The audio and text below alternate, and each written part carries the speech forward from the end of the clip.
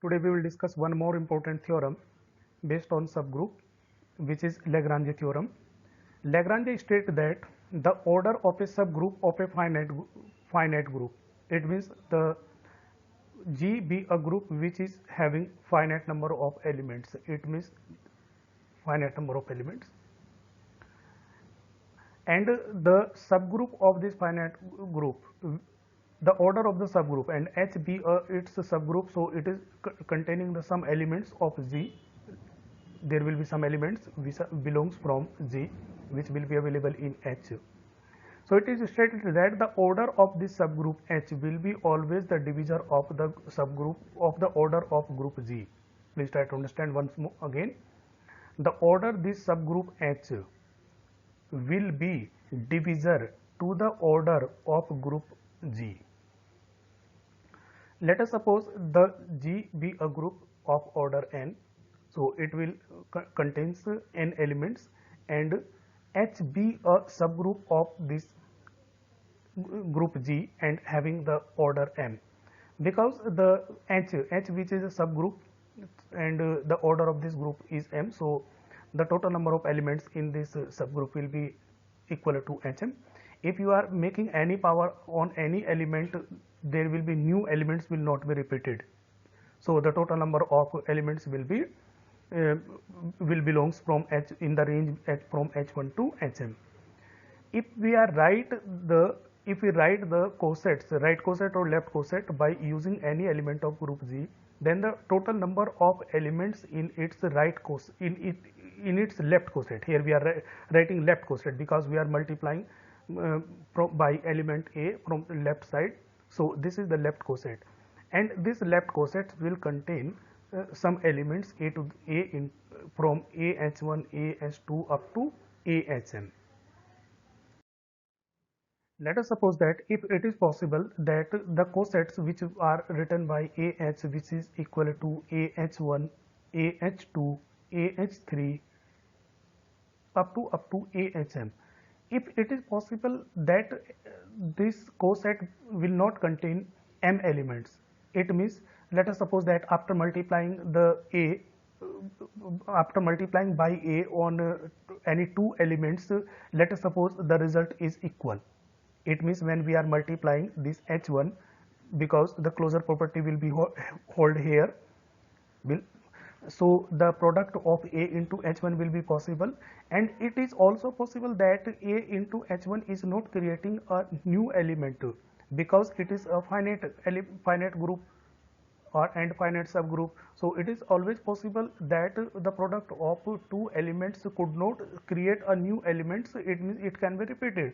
So if it is possible that the product of two elements H1 and H2 or Hi and Hj, these are two arbitrary elements of subgroup Hi and Hj, and we are assuming that the product of these two elements are equal. If it is possible that the cosets will not contain the m elements, it means the number of elements will be less than m. But if we discuss this assumption here, if AHI is equal to AHJ, then after applying the left cancellation law, the HI will be equal to HJ. It means the subgroup have two common elements. Subgroup has two common elements, which is not possible because the any elements is not repeated in the subgroup because it is a finite subgroup and its order is m. So these two elements are not equal. So it is not possible. So we can assume that the order of each cosets will be also equal to m. The order of cosets will be m. Now the order of Z will be distributed into order of a cosets into the number of cosets. It means suppose there are n elements on a group Z, and these elements have been distributed into some subgroups and which are generating some cosets. Let us suppose the n by 2 elements are being used here, n by 3 elements, and n by 3 elements are being used here, and n by 3 elements out of these are being used here. This is just an example. It is not necessary to take always equal number of elements. Then this is a this is a subgroup, this is again a subgroup, and this is again a subgroup. Now if we are multiplying these subgroup by any elements a, then these will be generate the cosets. So the order of this group will be distributed into some cosets. So we can assume that the order of a cosets and into number of cosets will be always equal to the order of a group. So here the order of group is n and order of a coset is m, and we have assumed that let's suppose the total number of cosets is k. So n will be equal to m into k, because n is an integer, m is again an integer, so the k will be equal to n upon m. So here the k, the order of a finite group upon order of a subgroup equal to number of cosets, because k is the number of cosets, so it will be again an integer. So this is the proof of our theorem. It means the order of a group will be always divisible by the order of its subgroup, and this will be always equal to the number of cosets, number of possible cosets. This is one more theorem, which is the extension of the theorem which I discussed on previous slide.